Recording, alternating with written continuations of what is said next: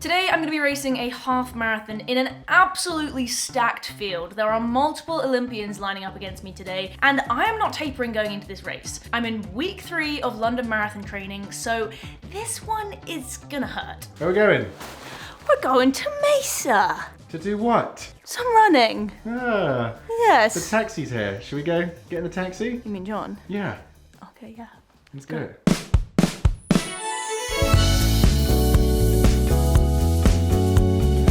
What are we gonna get? I don't know, you said you wanted snacks. What do you want? Carb loading one. I'm not carb loading, I'm just here for the good times. Food snacks. Thirst quencher. How do you open this? So you notice how nothing's coming out, right? So what you do is you close this, because we don't want it to spill when we open it, and then you take off the cap. Why is there a cap on it?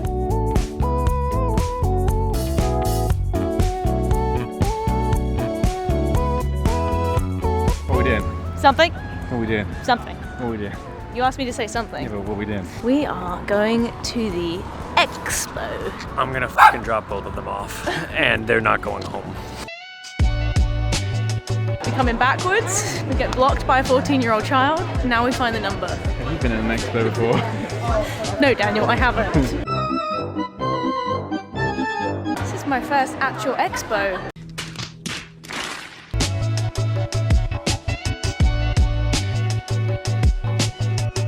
Alright, we're all set. Are you a mime?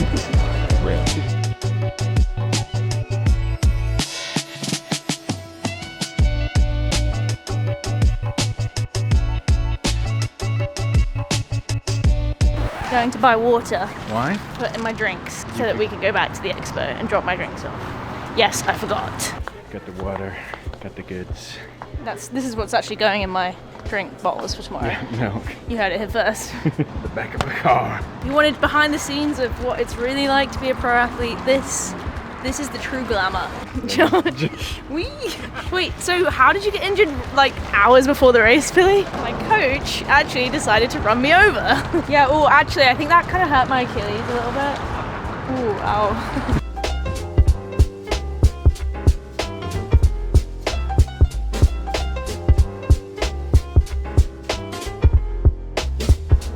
We are back. Deja vu. Deja who? Deja you.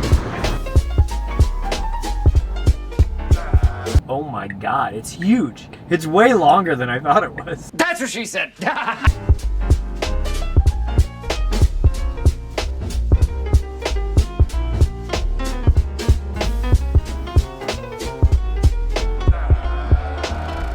The reason John and I decided we're not going to taper into the Mesa Half Marathon is I'm in a marathon block and London is literally the biggest goal for me this year. So the choice we have is tapering down and prioritizing running as fast as I possibly can for this half marathon, which means I lose probably a workout in the week and I lose maybe 30 miles for that week. Or I don't taper down into it, we use it as sort of a workout, sort of a race. I still get something out of it that maybe doesn't massage my ego as much as running a big PR on fresh legs does, but it serves us really well for London itself. I am racing and I'm not racing. I'm not going off the line and running a half marathon as fast as I can from gun to tape. So the plan that John has given me is to run within myself for the first 10K, the first half, and make sure that I know I'm running within myself so that when I get to halfway, I can make a conscious move, like a very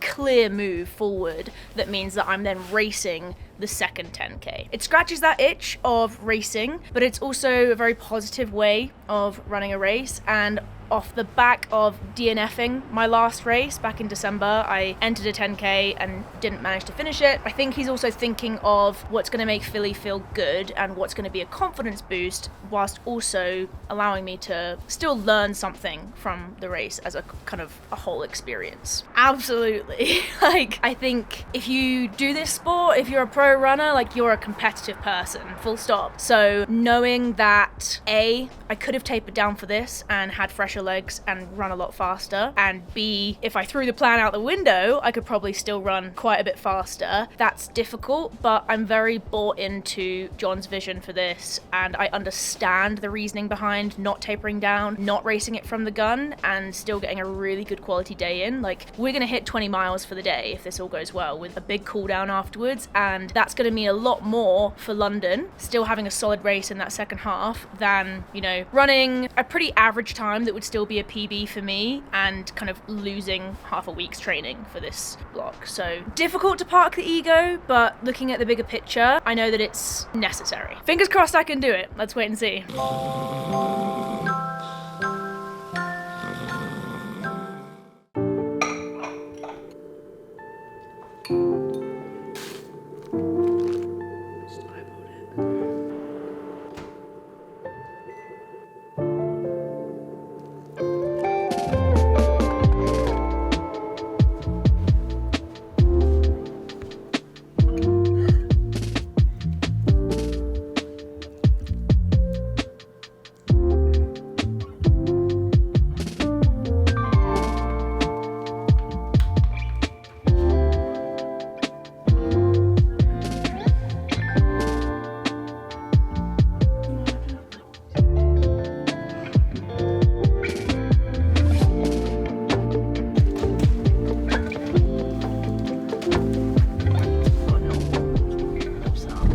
I get that, like, we want, like, first 10k to be, like, just controlled, Yep. and then, like, race the last 10k, but, like,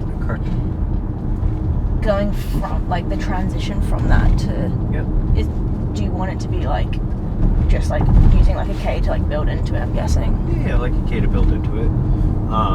Just what I kind of want is you to be like, all right, here comes the, like, you're coming into 9k, let's say you're at 9k. You're moving forward and you're like, all right, I'm gonna have to start making a move soon. All right, 10k. All right, shifting gears. Let's go. Right. Yeah, I just want to make sure that, like, the first 10k is just Controlled, right? Yeah. Controlled in a race sense, right? Where you're not, you know, you can close faster than the first 10k. That's all, you know, if that's 15 seconds, that's fine. If that's 30 seconds, that's fine, right? And do you want me to, like, be really firm on that, or like can I go earlier or later? Yeah, you can go later if you want. I wouldn't go earlier. Okay. You can go later though, if you like. Yeah, so with all of that, like, I just want, like, you're welcome to, I want you to use your intuition for whatever's gonna be best on that time. Like, you know me, I'm not gonna get mad if you went a little early or whatever, right? That's fine.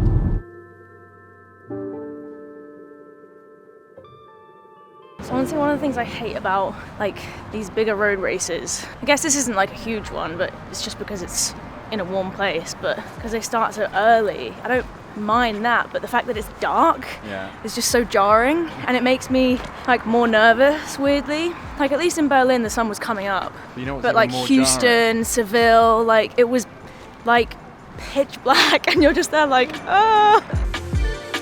Stop.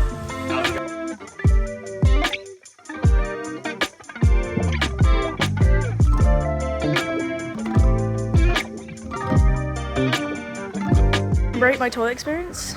I'd say a 9. Just -1 point for there being a tanning bed in there, 'cause it just kind of freaked me out a little bit. I wasn't prepared for it. But other than that, no queue, straight in. Free tan? And enjoyable. Yeah, free tan.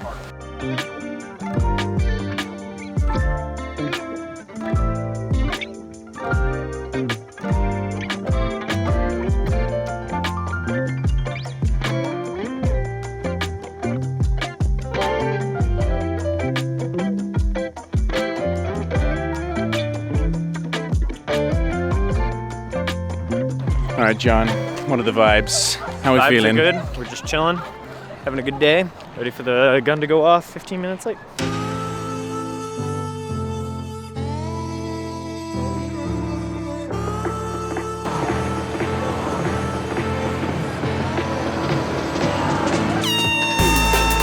Let's go, Philly! All right, so John and me Hello. This is not a European city, so we have no mode of transport to get around really apart from the car. So this could be quite interesting to see if we can actually get to see Philly at all. All right, so we've already hit the first bump in the road. The road that we were gonna go down is closed. So we're gonna have to go around the top of the marathon, but I think we'll make it. We've got 12 minutes to get to six miles. So we should be okay.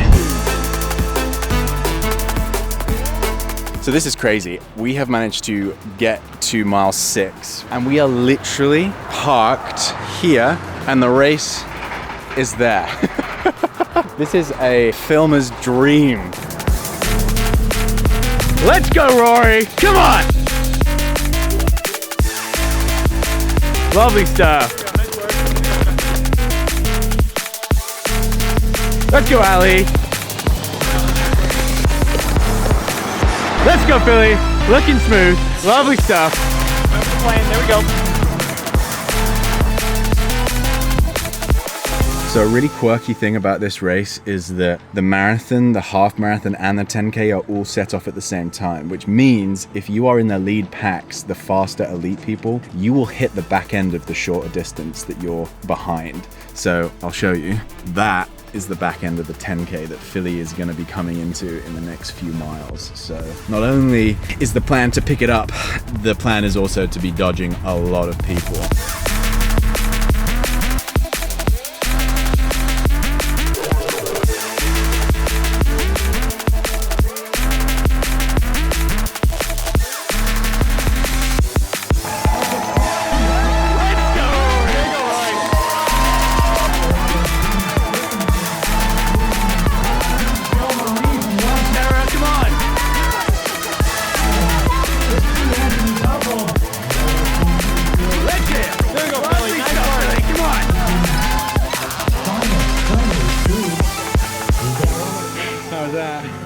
Yeah? You went out. Yeah, I'm really happy with it. Okay, good, nice. I think I just really followed the plan that John said.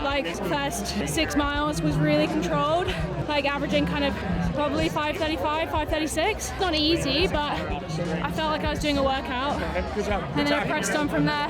Toughest part was, had some company pressing for maybe a mile and a half, 2 miles. And then the whole way from 8, I was so low.